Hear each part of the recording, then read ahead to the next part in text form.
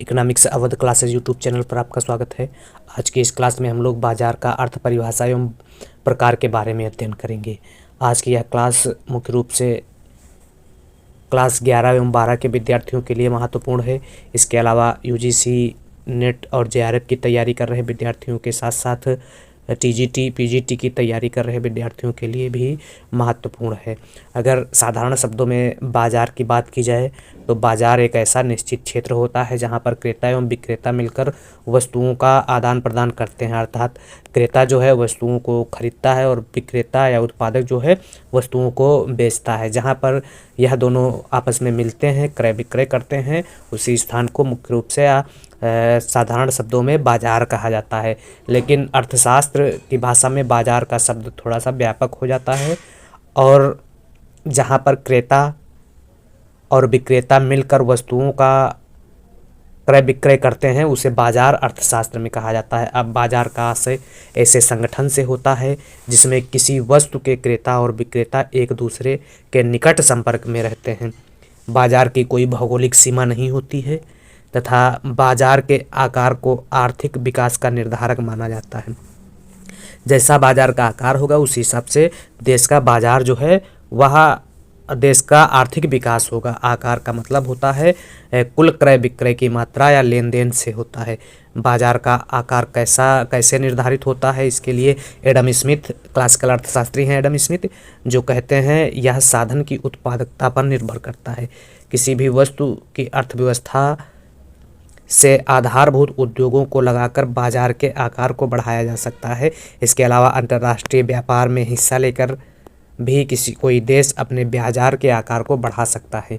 तो यह बाजार की अवधारणा या बाजार की अर्थ के परिभाषा की बात हुई। इसके अलावा बाजार की कुछ विशेषताएं हैं, उन विशेषताओं के बिना जो है बाजार की कल्पना अधूरी होती है। जैसे किसी भी बाजार के लिए आवश्यक है कि वस्तु होनी चाहिए, वस्तु का होना आवश्यक है। इसके अलावा क्रेता एवं विक्रेताओं का होना आवश्यक है। वस्तु होने के साथ साथ वस्तु को खरीदने वाले और बेचने वाले होना भी आवश्यक है तथा किसी निश्चित क्षेत्र का होना आवश्यक है। किसी निश्चित स्थान पर जो है वस्तु के क्रेता और विक्रेता एक निश्चित स्थान पर फैले होते हैं और यहाँ पर आवश्यक नहीं है कि वस्तु के क्रय विक्रय के लिए सभी क्रेता और विक्रेता प्रत्यक्ष रूप से किसी क्षेत्र में ही उपस्थित हों। इसके अलावा निकट संपर्क होना आवश्यक है। बाजार के साथ साथ वस्तु के क्रेता और विक्रेताओं का किसी न किसी से निकट संपर्क होना आवश्यक है। लेकिन वर्तमान में अब धीरे धीरे क्या हुआ है, बिना निकट संपर्क के भी बाजार स्थापित किया जा सकता है, जैसे ऑनलाइन बाजार कह सकते हैं। इसके अलावा प्रतियोगिता होना आवश्यक है। बाजार में किसी न किसी रूप में क्रेता और विक्रेताओं में थोड़ी बहुत प्रतियोगिता आवश्यक मानी जाती है। तो यह बाजार की कुछ महत्वपूर्ण विशेषताएं थी जिनमें वस्तु, क्रेता विक्रेता, निश्चित क्षेत्र, निकट संपर्कता तथा प्रतियोगिता का होना आवश्यक माना जाता है। बाजार की कोई भौगोलिक सीमा नहीं होती है तथा बाजार के आकार को आर्थिक विकास का निर्धारक माना जाता है। आकार का मतलब कुल क्रय विक्रय की मात्रा या लेन देन से होता है। तो बाजार का जो आकार होता है वह आर्थिक विकास का निर्धारक माना जाता है। अब बाजार के वर्गीकरण से पहले कुछ शब्दावलियां हैं जो बाजार टॉपिक में अगली परफेक्ट कंपटीशन, इनपरफेक्ट कंपटीशन, अल्पाधिकार, एकाधिकार, द्वयाधिकार या एकाधिकारिक प्रतियोगिता में यह जो शब्दावलियां हैं यह देखने को मिल सकती हैं। इन शब्दावलियों के बारे में हम जान लेते हैं। संयंत्र या प्लांट किसे कहते हैं, तो संयंत्र एक भौतिक इकाई है जहां उत्पादन की गतिविधि होती है और उत्पादन का लेखा जोखा नहीं होता है। संयंत्र में सिर्फ क्या होता है, उत्पादन का कार्य किया जाता है, वस्तुओं का उत्पादन किया जाता है, लेकिन इसका लेखा जोखा नहीं होता है संयंत्र में। अब फर्म किसे कहते हैं, तो फर्म एक वित्तीय इकाई होती है जहां उत्पादन का लेखा जोखा होता है, लाभ हानि का लेखा जोखा होता है नहीं होता है, लाभ हानि का लेखा जोखा नहीं होता है। तो फर्म एक वित्तीय इकाई है जहाँ उत्पादन का लेखा जोखा होता है, लाभ हानि का लेखा जोखा होता है, उत्पादन का नहीं होता है। ठीक है। अगला उद्योग किसे कहते हैं, तो उद्योग जो है सहजातीय वस्तुओं का उत्पादन करने वाली फर्मों के समूह को उद्योग कहा जाता है। उद्योग क्या है, सहजातीय वस्तुओं का उत्पादन करने वाले फर्मों को उद्योग कहा जाता है। और समूह जो है, उद्योग जो है सहजातीय वस्तुओं का उत्पादन करता है और समूह असहजातीय वस्तुओं के उत्पादन करने वाले फर्मों के समूह को झुंड कहा जाता है। जैसे रिलायंस है, रिलायंस क्या है, सभी प्रकार की वस्तुओं का उत्पादन करती है, कई प्रकार की वस्तुओं का उत्पादन करती है रिलायंस। तो इस प्रकार से यह कुछ बातें firm, plant, industry and group के बारे में थी। तो फर्म किसे कहते हैं?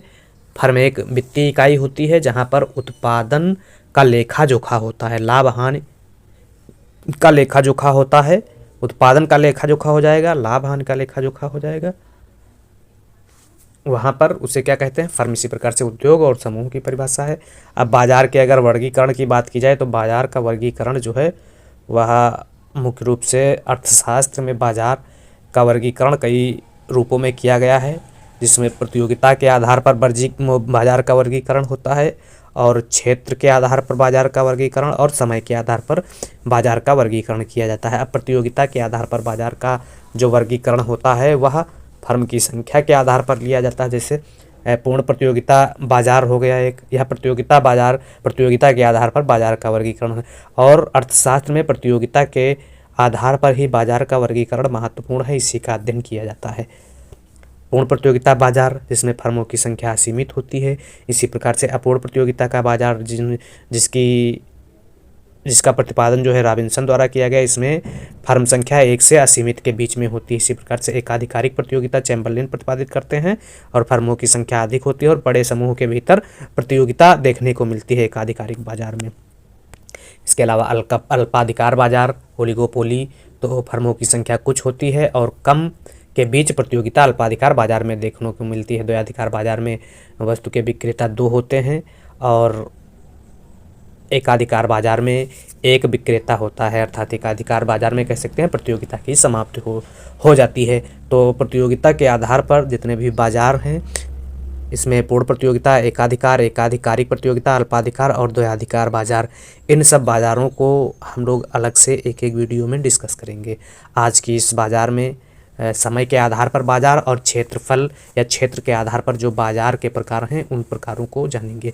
समय के आधार पर अगर बाजार की बात की जाए तो समय के आधार पर अति अल्पकालीन बाजार, दीर्घकालीन बाजार, अति दीर्घकालीन बाजार को रखा गया। समय के आधार पर बाजार के 4 प्रकार हैं, जिसमें अति अल्पकालीन बाजार, अल्पकालीन बाजार, दीर्घकालीन बाजार एवं अति दीर्घकालीन बाजार, यह समय के आधार पर बाजार के प्रकार हुए। इसी प्रकार से क्षेत्र के आधार पर अगर बाजार की बात की जाए तो इसमें स्थानीय बाजार, प्रादेशिक बाजार, राष्ट्रीय बाजार एवं अंतर्राष्ट्रीय बाजार जो है क्षेत्र के आधार पर बाजार का वर्गीकरण है। अब इसमें शुद्ध प्रतियोगिता या पूर्ण प्रतियोगिता किसे कहते हैं थोड़ा जान लेंगे, फिर अगले नए वीडियो में एक एक करके अलग अलग जानेंगे। तो पूर्ण प्रतियोगिता क्या होती है? परफेक्ट कंपटीशन में कोई भी क्रेता या विक्रेता इतना शक्तिशाली नहीं होता है कि वह बाजार में प्रचलित मूल्यों को प्रभावित करे। क्रेता या विक्रेता की संख्या परफेक्ट कंपटीशन में बहुत अधिक होती है और सबको बाजार का पूर्ण ज्ञान होता है तथा परफेक्ट कंपटीशन में वस्तुएं पूर्ण सहजाती होती हैं और फर्मों के प्रवेश तथा बहिर्गमन पर किसी प्रकार का नियंत्रण नहीं होता है। तो यह शुद्ध बाजार या पूर्ण प्रतियोगिता बाजार की कुछ बातें थी। इसी प्रकार से एकाधिकार बाजार की बात की जाए तो एकाधिकार से तात्पर्य उस स्थिति से होता है जिसमें एक वस्तु का एक ही उत्पादक होता है अथवा एक ही विक्रेता होता है तथा उस वस्तु का कोई निकट स्थानापन्न नहीं होता है। एकाधिकार बाजार में अकेला उत्पादक होता है, निकट स्थानापन्न पदार्थ नहीं पाया जाता है, प्रवेश पर प्रतिबंध होता है, फर्म एवं उद्योग एक ही होते हैं तथा परफेक्ट कंपटीशन के पूर्ण प्रतियोगिता बाजार के विपरीत की स्थिति एकाधिकार कहलाती है। इन सब के बारे में अलग से वीडियो बनाएंगे। और इसके अलावा अपूर्ण प्रतियोगिता की बात की जाए तो अपूर्ण प्रतियोगिता के प्रतिपादक श्रीमती जॉन रॉबिन्सन को माना जाता है। परफेक्ट कंपटीशन की उल्टी बाजार या विपरीत बाजार होती है। अपने आप में अपूर्ण प्रतियोगिता बाजार होती है या अपूर्ण बाजार होती है। अपूर्ण प्रतियोगिता बाजार एकाधिकारी प्रतियोगिता की तुलना पूर्ण प्रतियोगिता के अधिक करीब पाई जाती है क्योंकि इसमें वस्तु विभेद नहीं होता है। इसके अलावा एकाधिकारिक प्रतियोगिता, तो एकाधिकारिक प्रतियोगिता अपूर्ण प्रतियोगिता की विशेष दशा है। एकाधिकारिक प्रतियोगिता क्या है? एकाधिकारिक प्रतियोगिता अपूर्ण प्रतियोगिता की एक विशेष दशा है जिसमें एकाधिकार तथा प्रतियोगिता दोनों प्रवृत्तियों का मिश्रण पाया जाता है। एकाधिकारिक प्रतियोगिता में विक्रेताओं की संख्या अधिक होती है, क्रेताओं या फर्मों की संख्या अधिक होती है, वस्तु विभेदित होती है तथा फर्मों का लागत ढांचा जो है वह यू आकार का होता है। इसके अलावा एक बाजार का वर्गीकरण है अल्पाधिकार बाजार। तो अल्पाधिकार बाजार में फर्म अल्प संख्या में होती है, जिससे विक्रेता अपनी पारस्परिक निर्भरता के संबंध में सोचते रहते हैं। इसमें प्रत्येक फर्म अपने प्रतिद्वंदी की प्रतिक्रिया से सीखती है, प्रतिक्रिया को ध्यान में रखती है। प्रतियोगिता पूर्ण नहीं होती है, पर प्रतिद्वंदी फर्मों के बीच प्रतिद्वंदिता जो है बहुत ऊंची होती है। ऐसा तभी होगा जब आपस में वे कपटपूर्ण संधि या समझौता नहीं करेंगे। अल्पाधिकार में उत्पादित वस्तु जो है सहजातीय तथा विभेदित दोनों हो सकती है। इसके अलावा एक बाजार का प्रकार है द्वयाधिकार बाजार। तो जब बाजार में किसी वस्तु की उत्पादक फर्मों की संख्या केवल 2 हो तो इस बाजार को द्वयाधिकार बाजार कहते हैं। द्वयाधिकार बाजार में उत्पादक फर्मों की संख्या कितनी होती है? 2 होती है। इसके अलावा क्रेताधिकार बाजार जो है, जब वस्तु बाजार या साधन बाजार में अकेला क्रेता होता है या अकेला खरीदने वाला होता है तो उसे क्रेताधिकार बाजार कहा जाता है। द्वयाधिकार बाजार जो है ऐसी बाजार की स्थिति है जिसमें किसी वस्तु का एक ही क्रेता हो तथा एक ही विक्रेता हो तो उसे द्वयाधिकार या द्विपक्षीय एकाधिकार कहा जाता है। द्विपक्षीय एकाधिकार जिसमें एक क्रेता और एक विक्रेता हो तो उसे द्विपक्षीय एकाधिकार कहा जाता है। और द्वयाधिकार होता है जब बाजार में किसी वस्तु का उत्पादक फर्मों की संख्या केवल 2 हो तो उसे द्वयाधिकार कहा जाता है। अब समय के आधार पर अगर बाजार की बात की जाए तो अल्पकालीन बाजार समय के आधार पर पहला बाजार का प्रकार है। इसमें समय के आधार पर बाजार के 4 प्रकार हैं, जिसमें अल्पकालीन, अति अल्पकालीन, दीर्घकालीन, अति दीर्घकालीन। तो पहला बाजार जो है वह अति अल्पकालीन बाजार है। अति अल्पकालीन बाजार वह बाजार होता है जिसमें वस्तु की पूर्ति में वृद्धि नहीं की जा सकती है, क्योंकि समय कम होता है। इसमें अति अल्पकालीन बाजार में बाजार को दैनिक बाजार भी कहा जाता है और इसमें वस्तु की पूर्ति लगभग स्थिर रहती है। अति अल्पकालीन बाजार में दूध, सब्जी, मछली, फल आदि के बाजारों को शामिल किया जाता है। तो अल्पकालीन बाजार को दैनिक बाजार कहा जाता है और अति अल्पकालीन बाजार में वस्तु की पूर्ति जो है लगभग स्थिर रहती है। इसके अलावा अल्पकालीन बाजार, तो अल्पकालीन बाजार जो है जहां वस्तु की पूर्ति स्थिर न रहकर मांग के मुताबिक थोड़ा बहुत बदलती रहती है, उसे अल्पकालीन बाजार कहते हैं। मतलब जहां पर वस्तु की पूर्ति स्थिर नहीं होती है, मांग के मुताबिक थोड़ा बहुत बदलती रहती है, तो उसे अल्पकालीन बाजार कहते हैं। इस बाजार में उत्पादन बढ़ाने के लिए पर्याप्त समय नहीं होता है। अल्पकालीन बाजार में जो है उत्पादन बढ़ाने के लिए पर्याप्त समय नहीं होता है। इसी प्रकार से दीर्घकालीन बाजार किसे कहते हैं? तो दीर्घकालीन बाजार जो है जब किसी वस्तु का बाजार कई वर्षों से या लंबे समय के लिए होता है तो उसे दीर्घकालीन बाजार कहते हैं।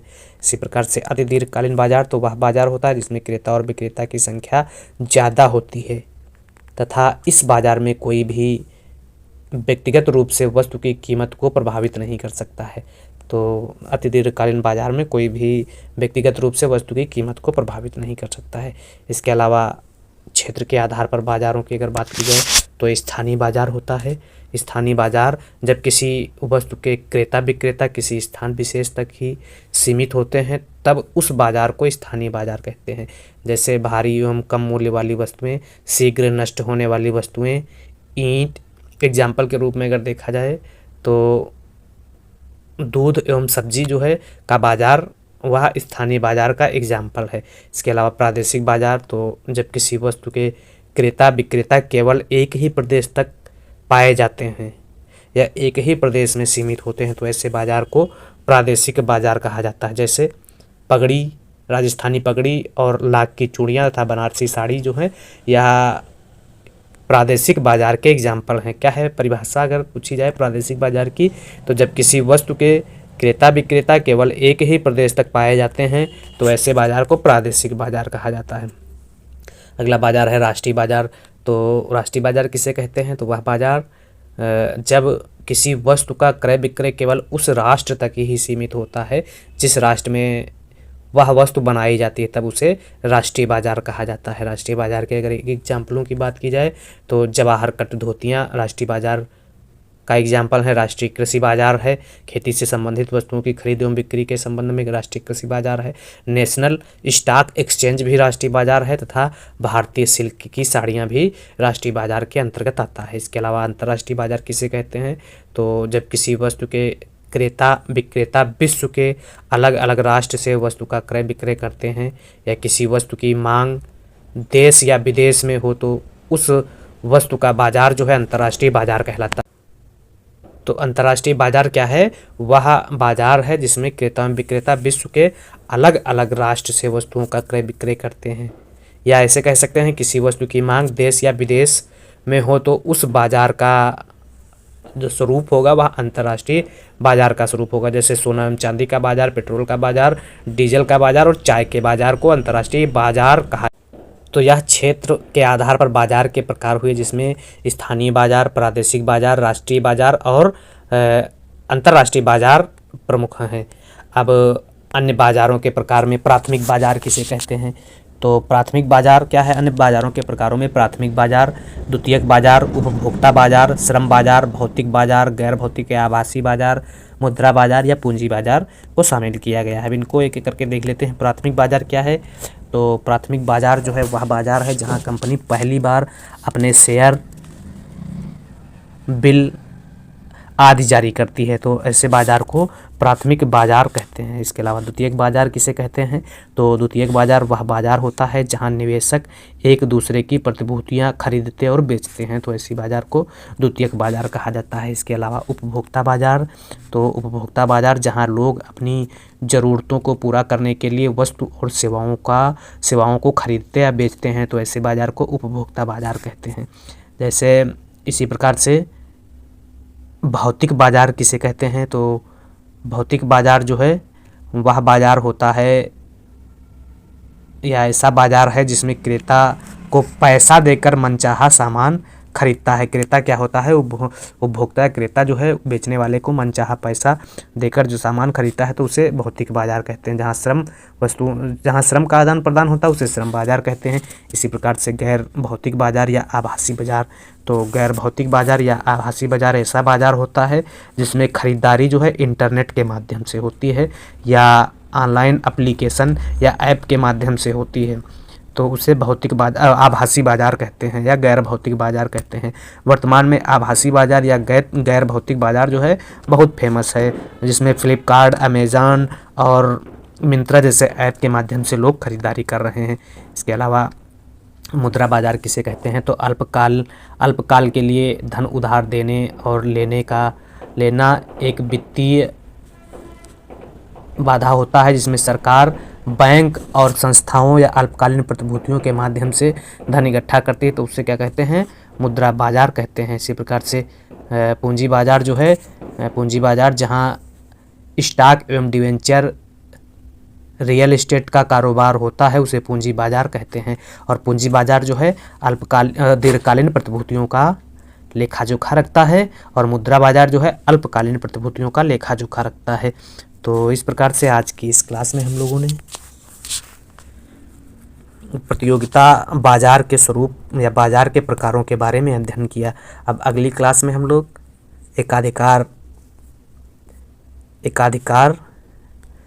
पूर्ण प्रतियोगिता के बारे में जानेंगे।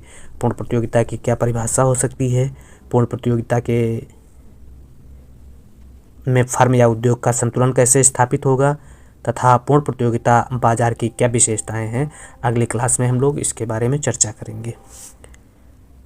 Economics Awadh classes YouTube channel पर अगर आप पहली बार विजिट कर रहे हैं तो चैनल को सब्सक्राइब करें तथा वीडियो को लाइक करें और अपने दोस्तों तक शेयर करें।